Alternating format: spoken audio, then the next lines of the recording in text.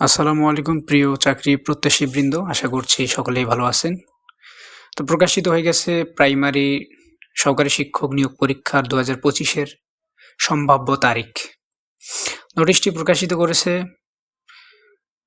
প্রাথমিক শিক্ষা অধিদপ্তর মেইন শাখা ২৫শে নভেম্বর ২০২৫-এ। এখানে বলা আছে, প্রাথমিক শিক্ষক নিয়োগ ২০২৫ প্রথম ধাপে রংপুর, রাজশাহী, খুলনা, বরিশাল, ময়মনসিংহ, সিলেট বিভাগের লিখিত পরীক্ষার আসন বিন্যাস। তো সম্ভাব্য তারিখ অনুযায়ী পরীক্ষাটা হওয়ার কথা আছে ২০২৬ সালে জানুয়ারি মাসের ২ কিংবা ৩ তারিখে। এবং একই নোটিশ আজকে ২৬ তারিখ প্রকাশিত হয়েছে জেলা শিক্ষা অফিস ঠাকুরগাঁও থেকে।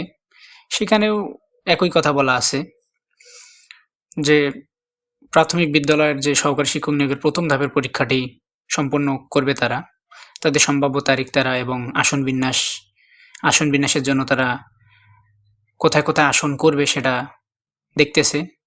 তো তাদের নোটিশ অনুযায়ীও একই জিনিস জানা যায় যে ২৬ সালের জানুয়ারি মাসে ২ থেকে ৩ তারিখে হয়তোবা অনুষ্ঠিত হতে পারে। এটা একটা সম্ভাব্য ডেট।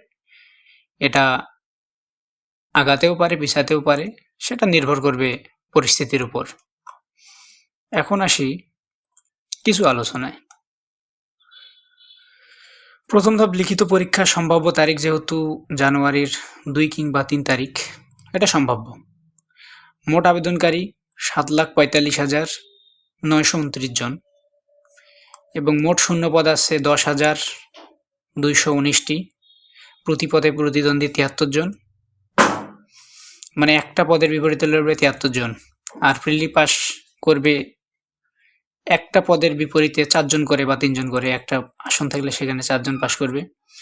আর আবেদনের যোগ্যতা ধরা হয়েছে অনার্স বা সমমান, ৪ বছরের অনার্স। ডিগ্রি থাকলে অবশ্যই মাস্টার্স লাগবে।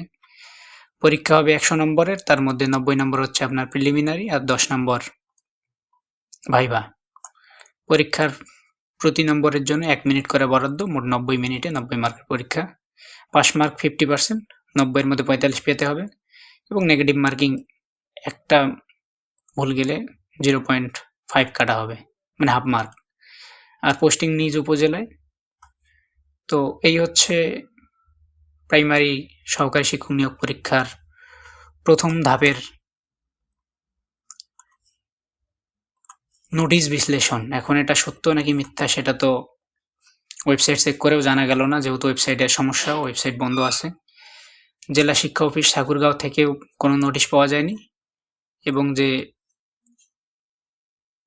প্রাথমিক শিক্ষা অফিস আছে সেখানে ক্লিক করলে আমরা দেখতে পারি যে এটা দেখাচ্ছে মানে ঢোকা যাচ্ছে না আর কি। তো বিশ্বস্ত কোনো সোর্স পেলাম না।